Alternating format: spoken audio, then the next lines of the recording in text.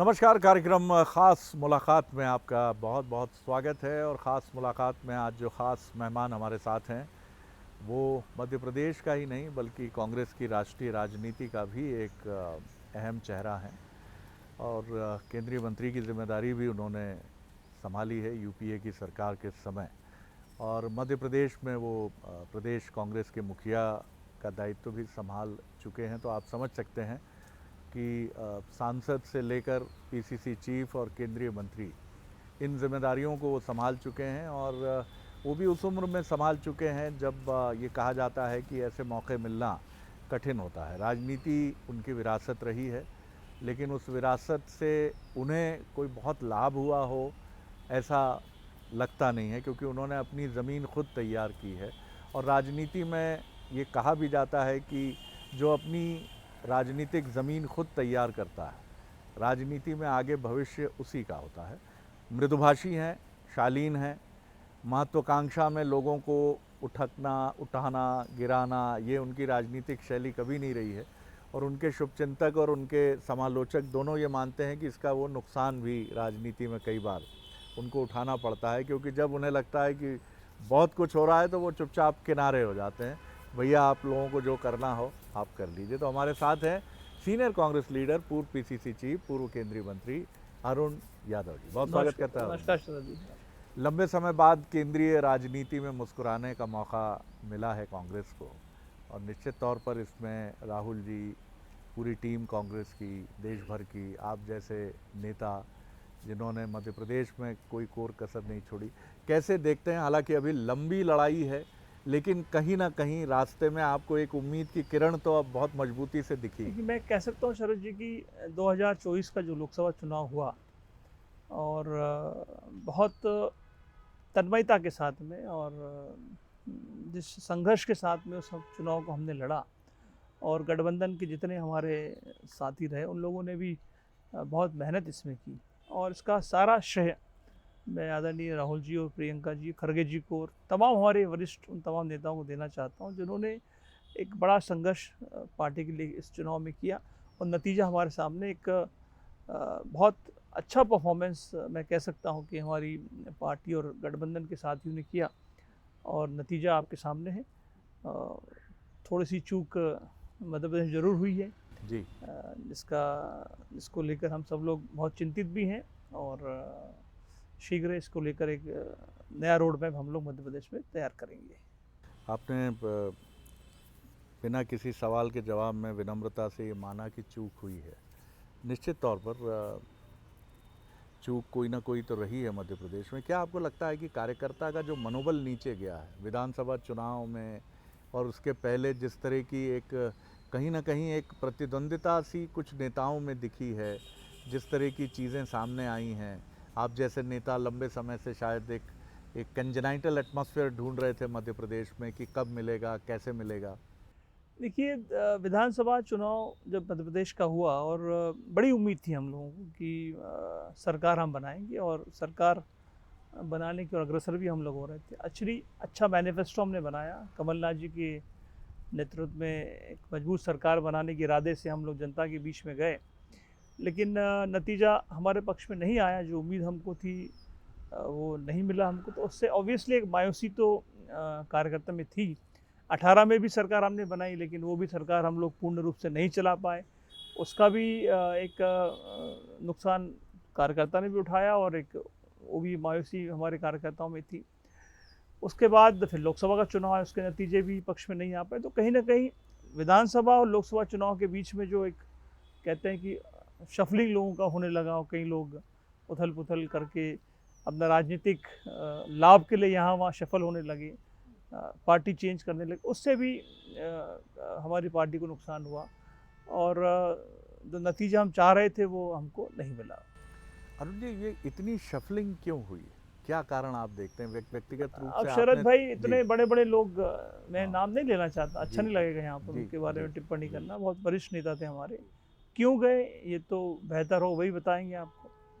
अपने निजी स्वार्थों के लिए, अपनी निजी लाभ के लिए एक पार्टी जिन्होंने सब कुछ उनको दिया, हर ओहदे से उनको नवाजा हमारी पार्टी ने, वो चले गए। तो मैं समझता हूँ कि सारे पर्सनल अपने पर्सनल एजेंडा लेकर लोग शिफ्ट हुए पार्टी से।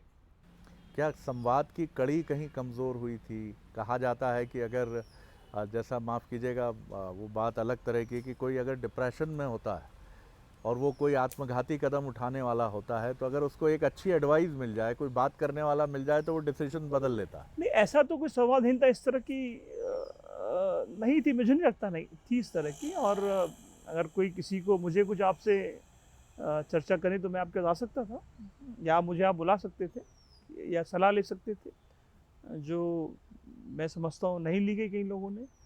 और अब मैं वही बार बार कह रहा हूँ कि जिनको सब कुछ मिला पार्टी में रहकर और 20 साल तक मिला।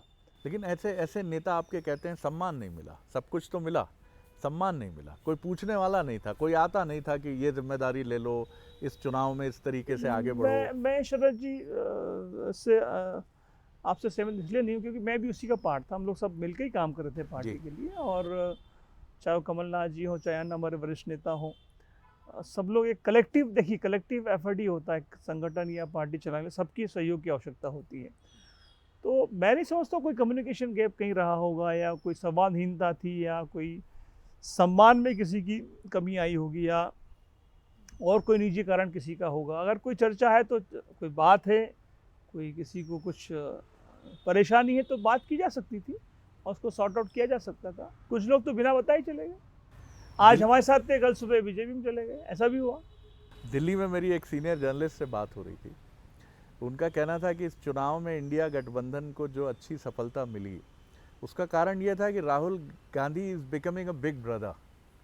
वो बड़े भाई की भूमिका में आ गए। किसी ने कहा ये सीट कम कर दीजिए, कर लीजिए, बोले नहीं आपको इतना नहीं देंगे, मत दीजिए, आपकी ये भूमिका होनी चाहिए, हो जाएगी। मध्य प्रदेश में कोई बिग ब्रदर नहीं है क्या? नहीं बिग ब्रदर तो हम जिनको मानते हैं, कमलनाथ जी यहाँ थे, जी। दिग्विजय सिंह जी यहाँ थे, जी। पचौरी जी नहीं है, अब उनका चर्चा करना कोई इससे कोई लिंक नहीं उसका है। तो ये इन्हीं के मार्गदर्शन में तो हम लोग काम करते हैं, यही वरिष्ठ नेता कहे जाते हैं मध्य प्रदेश के। तो मध्य प्रदेश में सबकी सलाह से ही काम हुआ। कोई कहे कि मुझे नहीं पूछा गया तो मैं उसको सही नहीं मानता हूँ। तो संगठन हो चाहे टिकट वितरण हो, सबकी राय मशवरी करके ही काम यहाँ पर हुआ है। जी, तो आप मानते हैं कि ऐसा कोई लैक नहीं कर रही थी मुझे नहीं चीज़ें? लगता है कि इस तरह का कुछ भी संवादहीनता थी या कोई लैक ऑफ कम्युनिकेशन था। अब आज वही हम कह रहे हैं कि आज शाम तक आप शरद जी मेरे साथ हैं और सुबह पता चला उन्होंने गमछा कहीं और का पहन लिया है, तो इसका तो कुछ जवाब हमारे पास नहीं है। आप अपनी पार्टी के उस कार्यकर्ता से क्या कहेंगे जो थका हुआ है, लंबे समय से झंडा उठाकर चल रहा है, 2003 से वो इंतज़ार कर रहा है, 2018 में थोड़ी देर के लिए ठंडी हवा का झोंका आया, वो भी चला गया, उसका भी घर है, उसका भी पेट है, उसका भी परिवार है, और वो भी जानता है, हम सब जानते हैं, राजनीतिक व्यवस्था जब अनुकूल किसी पार्टी की होती है तो कार्यकर्ताओं का घर थोड़ा अच्छे से चलता है। ये नहीं है कि उनके घर भर जाते हैं, और वो सबसे बड़ा तो उनका दबदबा और रुतबा बढ़ता है। उनसे आप क्या कहेंगे, वो क्या समझाएं अपने को कि कांग्रेस क्या करेगी? अभी 29 के नतीजे तो बहुत निराश कर रहे हैं उसे। शरद जी, मैं हमेशा ये मानता हूँ, मेरा निजी मानना है कि कोई संगठन है, पार्टी का संगठन है, वो लोगों से चलता है। और पार्टी का संगठन कार्यकर्ता से चलता है। जी, कार्यकर्ता ही सब कुछ है, कार्यकर्ता नहीं तो अरुण यादव कुछ नहीं है, उसकी कोई वैल्यू नहीं है। बिल्कुल ठीक है। और चाहे कोई भी हो नेता, अगर मेरे पीछे मेरे बैकिंग में मेरा कार्यकर्ता नहीं तो मेरी कोई वजूद नहीं, मेरा कोई से नहीं है जनता के बीच में। तो कार्यकर्ता ही सब कुछ होता है, और कार्यकर्ता का मान सम्मान, उसका समय पर काम, ये सब चीज़ें हमें करना होता है। बिल्कुल ठीक है, हम 2018 में जब सत्ता में हम आए तो वो कमी बहुत थी। मैं तो बार बार, मुझे तो आप जानते, मैं बड़ी बेबाकी से अपनी बात को हमेशा कहता हूँ, 15 महीने में बड़ी अपेक्षा थी कार्यकर्ताओं की। और इसीलिए जब याद कीजिए, मैं 13 में जब अध्यक्ष बना था, आपने बड़ी सहयोग हमको समय किया और बड़ा आपके चैनल से मदद हमको मिलती रही। उस समय हमने नीचे से कार्यकर्ता को उठाकर मजबूत करने का हमने काम किया। और अपेक्षा ऑब्वियसली होती, जैसा आपने कहा कि जब सत्ता आती तो कार्यकर्ता भी चाहता कि उसकी भी एक साख बने, क्षेत्र में बने, उसका भी कुछ निजी छोटा मोटा काम हो, वो हम नहीं कर पाए। उससे बड़ी उदास हमारा कार्यकर्ता हो गया। और अभी भी ऑब्वियसली विधानसभा के बाद लोकसभा में जो जनादेश मिला, जो रिजल्ट आए, वो भी थोड़ा चौंकाने वाले आए। तो मैं बार बार कहता हूँ कार्यकर्ता ही सब कुछ है, और आपके माध्यम से मैं मध्य प्रदेश के कांग्रेस के कार्यकर्ताओं से प्रार्थना करता हूँ कि मायूस होने की बिल्कुल ज़रूरत नहीं है। हम फिर मैदान में आएंगे, डट कर आएंगे, और कार्यकर्ताओं की मेहनत से, उनके लगन से ही पुनः मध्य प्रदेश में जो मिशन 28 की तैयारी शरद में शुरू हो गई है। अब हम 28 में पुनः, जिस तरह 18 में हमने सरकार मध्य प्रदेश में बनाई थी, पुनः 28 में इन्हीं कार्यकर्ताओं की बदौलत, 18 में भी सरकार इन्होंने ही हमारी बनाई थी, और मुझे पूर्ण उम्मीद है यही हमारा कांग्रेस का कार्यकर्ता हमारे साथ कंधा से कंधा मिलाकर 2028 की लड़ाई भी लड़ेगा। बिल्कुल, ये अपेक्षा की जानी चाहिए और ऐसा होगा तभी कांग्रेस, क्योंकि देखिए मध्य प्रदेश बाइपोलर पॉलिटिक्स है और यहाँ किसी और दल की गुंजाइश है नहीं। जनता बहुत साफ कहती है कि बीजेपी या कांग्रेस, कांग्रेस या बीजेपी। तो ऐसे में आपका ताकतवर होना बहुत ज़रूरी है, अन्यथा ये लोकतंत्र के साथ भी ठीक नहीं है ये, क्योंकि ये लोकतंत्र पर भी असर डालता है। एक और चीज़ बहुत जो पॉलिटिकल ऑब्जर्वर्स कहते हैं कि अब it should be defined very clearly कि अरुण यादव की भूमिका अगले 5 साल में क्या होगी, दिग्विजय सिंह जी की भूमिका कंसल्टेंट की होगी, किस रूप में होगी, और अजय सिंह जी की भूमिका क्या होगी, और भी जो नेता हैं उनकी भूमिकाएं क्या होंगी। क्योंकि अगर आप ये नहीं तय करेंगे, हर हाथ को काम नहीं देंगे, तो फिर कहीं ना कहीं कुंठा तो होती है। शरद जी, अरुण यादव की भूमिका क्या होगी ये तो आपको सिस्टम पता ही पार्टी का। अल्टीमेटली तो दिल्ली ने ही तय करना है। दिग्विजय सिंह जी किस भूमिका में रहेंगे, कमलनाथ जी किस भूमिका में रहेंगे, अन्य जो भी हमारे लीडर्स हैं उसकी क्या भूमिका होगी मध्य प्रदेश में या देश में, व्हाटएवर, तो वो दिल्ली तय करती है। और मेरा तो ऐसा मानना है कि अरुण यादव को काफ़ी कुछ मिला, और सत्ता में, संगठन में हर जगह मौका मिला। जो पार्टी मेरे तय करेगी, मैं बहुत छोटा कार्यकर्ता हूँ पार्टी का हूँ, जो पार्टी मेरे लिए काम तय करेगी मैं उसको करूँगा। राहुल जी से बात हुई नतीजे आने के बाद लोकसभा के? अभी चर्चा नहीं हो पाई उनसे, इस लोकसभा के बाद तो नहीं हो पाई। एक और एलिगेशन ही कहूँगा मैं, कार्यकर्ताओं की तरफ से भी मैंने आपकी पार्टी के सुना कि हम हाईकमान के रडार पर नहीं हैं। मध्य प्रदेश न कभी सोनिया जी आती हैं, राहुल जी चुनावी रैलियों में आते हैं, कुछ ट्राइबल इलाकों में रैलियां करते हैं, चले जाते हैं। भोपाल से तो जैसे वो रूठे रूठे रहते हैं। प्रियंका जी भी जिस तरह आना चाहिए, क्या आके राहुल जी को यहाँ बड़े नेताओं को, कार्यकर्ताओं को, वरिष्ठ कार्य नहीं सुनना चाहिए कि क्या है, नहीं, व्हाट इज द प्रॉब्लम? बिल्कुल सहमत हूँ मैं आपसे कि वो थोड़ी कमी कुछ समय रही यहाँ पर, लेकिन अब जो जैसे आपसे मैं चर्चा कर रहा था, नया रोड मैप मध्य प्रदेश के लिए तैयार हो रहा है, जिसमें सभी कार्यकर्ताओं की भी, नेताओं की भूमिका तय होगी, करेगी, ऑब्वियसली हमारी हाईकमान करेगी। और राहुल जी, प्रियंका जी और अन्य नेता भी समय समय पर हमारे मध्य प्रदेश में आकर कार्यकर्ताओं को उत्साहित करें, ये हम कोशिश करेंगे। वैसे तो आते रहते इलेक्शन में, तो काफ़ी बार आए, लेकिन ठीक बात ये है, इनिशिएटिव आप भी लेंगे, ये बात ज़रूर ये बात, आप आइए, सुनिए ये हम जो लोगों जो को। इन्फॉर्मेशन आपके पास, वो इन्फॉर्मेशन मेरे पास भी है, तो और इसको हम लोग आगे, हमने कहा भी है दिल्ली में कि उनका और समय मध्य प्रदेश में हमको चाहिए। 2018 के बाद मध्य प्रदेश में एक आरोप अरुण जी और लगा कि कांग्रेस विधानसभा से लेकर सड़क तक उस तुर्शी के साथ, उस तीखे तेवर के साथ नजर नहीं आती जो नजर आना चाहिए। संसद के सत्र बहुत कम हो गए और कई बार तो ये कहा गया कि विपक्ष के नेता के नाते कमलनाथ जी भी उससे एग्री करते थे, और कांग्रेस जब ये कहती थी सत्र छोटे हैं तो बीजेपी कहती थी कि भैया हमारी बैठक में सुबह जो कार्य समिति की उसकी बैठक हुई है, कार्य मंत्रणा समिति की, उसमें नेता प्रतिपक्ष ने भी सहमति जताई है।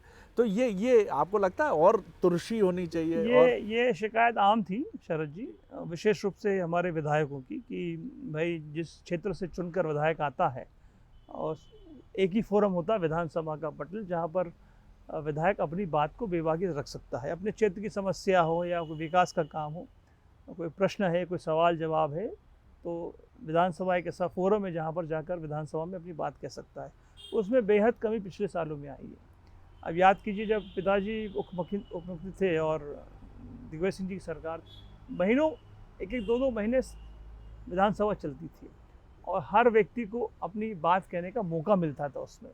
पिछले 15-20 सालों में एक पूरा सिस्टम बदल गया है, चाहे वो विधानसभा हो चाहे लोकसभा हो। लोकसभा मुझे भी रहने का मौका मिला, सिस्टम बदल गया है। अब विधानसभा चलती नहीं है, जो कि चलनी चाहिए।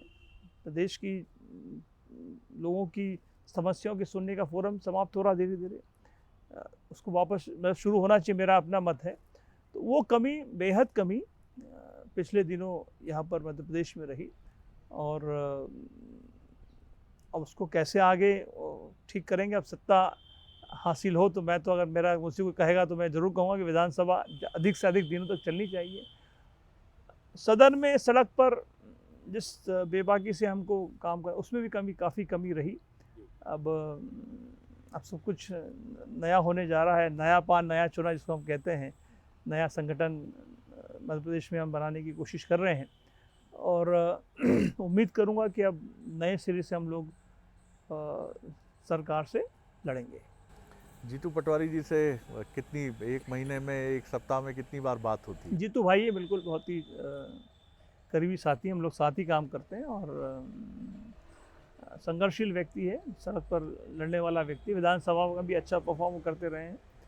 तो सब लोग एक साथ हैं, चाहे वो जीतू भाई हों, चाहे उमंग भाई हों, चाहे कमलेश्वर पटेल हों, चाहे राहुल भैया हों, सब हम लोग एक ही हैं, और सबका एक ही मत है, एक ही मिशन है कि 28 में पुनः मध्य प्रदेश में आना है। लेकिन बीच में हमने देखा कि जीतू पटवारी जी और उमंग सिंगार जी एक वीडियो के साथ सामने आते हैं कि ये दोस्ती हम नहीं तोड़ेंगे। क्या इन सब की ज़रूरत है? वो तो एक ऐसा ही, मतलब कह सकते हैं कि रूटीन में कुछ कहा होगा, जी। हुआ होगा ऐसा ही, पर सब एक हैं शरद भाई, इसमें कोई शंका की सवाल नहीं है। अब सबका एक एजेंडा है, मध्य प्रदेश में वापस कांग्रेस कैसे आए, और इसके लिए हम सब भाई लोग, सभी साथी, सभी कार्यकर्ता एक मत होकर काम करने वाले हैं। निमाड़ में अलग जगाने का काम अब आपके ऊपर है, क्योंकि वहाँ आपके पूज्य पिताजी स्वर्गीय यादव साहब ने बहुत काम किया है, और फिर उसी काम को अब आगे बढ़ाने की जिम्मेदारी, अब सुभाष जी के उसी काम को आगे बढ़ाने की जिम्मेदारी आपके ऊपर है। हालांकि आप पूरे मध्य प्रदेश के नेता हैं, क्योंकि पीसीसी चीफ के नाते आप पूरे मध्य प्रदेश का कांग्रेस का कार्यकर्ता, और लोग आपको पहचानते हैं। कैसे आपके दिमाग में कुछ पद यात्रा करेंगे, कुछ निकलेंगे, लोगों तक मिलेंगे, कुछ है जहन में अभी? 2023 में भी अगर आपने किया था, ओवरऑल बिल्कुल कहेंगे किया। तो निमाड़ का परफॉर्मेंस सबसे वन ऑफ द बेस्ट था। 18 में भी सबसे अधिक सीटें हम लोग लिख पाए थे। अब बहुत सारे नए कार्यक्रम हाथ में लेने होंगे, जिसको चाहे ट्रेनिंग्स हो, सेवा दल की ट्रेनिंग्स हो, पद यात्राएँ हों, गोष्ठियाँ हों, संगठन को मजबूत लेकर छोटे छोटे कार्यक्रम करने की, बहुत ब्लॉक लेवल तक जाने का हमारा एजेंडा है इस बार की। ब्लॉक तक, विधानसभा तक पहुँचें और कार्यकर्ताओं के साथ में संवाद करें, उनकी इश्यूज़ को टेकअप करें, वहाँ बात करें। ये सब चीज़ें आगामी 3-4 साल में करेंगे हम लोग। तो बीजेपी सरकार की मध्य प्रदेश में घेराबंदी के लिए तैयारी होगी। वहाँ तो राहुल जी ने कमर कसी रखी, मध्य प्रदेश में भी आप भरोसा दिलाते हैं? फुल तैयारी है, और मैं शरद जी आपको कह सकता हूँ, आपके माध्यम से कार्यकर्ताओं को संदेश देना चाहता हूँ कि सब एक हैं, मजबूती से अपने क्षेत्र में काम करिए, और हम पुनः, मुझे पूर्ण विश्वास है कि मध्य प्रदेश में वापस आएंगे। बहुत धन्यवाद इस बातचीत के लिए अरुण जी, और बहुत शुभकामनाएं कि जो भरोसा आपने जताया है। तो ये थे अरुण यादव जी, सीनियर कांग्रेस लीडर, पूर्व केंद्रीय मंत्री, पूर्व पीसीसी चीफ। वो मानते हैं कि कुछ चुनौतियां रहीं, कुछ ऐसी चीज़ें हो सकती हैं जिनसे वो इनकार नहीं करते हैं, लेकिन उनका कहना है कि अब बदल चुका है वो युग, और इसका श्रेय वो केंद्र की लड़ाई में इंडिया गठबंधन के एक अहम घटक दल के तौर पर और नेतृत्वकर्ता के तौर पर राहुल जी की परफॉर्मेंस को देते हैं। उन्होंने कहा मध्य प्रदेश में हमें ज़रूर निराशा है, लेकिन हम समीक्षा कर रहे हैं, और वो भरोसा दिलाते हैं कार्यकर्ताओं को भी और मध्य प्रदेश की जनता को भी कि हम सारे वरिष्ठ नेता एक साथ हैं, ना हमारे बीच में संवादहीनता है, ना कोई और कमज़ोरी है। और अगर कुछ ऐसी चुनौतियां हैं जो कहीं समन्वय में एक आड़े आती हैं या कहीं कोई डिस्कम्फर्ट पैदा करती हैं, तो हम सब कमर कस के उसे दूर करने के लिए तैयार हैं, और उनके सभी नेताओं से बहुत मधुर संबंध है, और हम सब मिलकर अब मध्य प्रदेश में कांग्रेस का भविष्य बदलने के लिए सकारात्मक दृष्टि से पूरी तरह तैयार है। ख़ास मुलाकात में इतना ही। अगली बार एक और ख़ास शख्सियत को लेकर मिलेंगे। नमस्कार।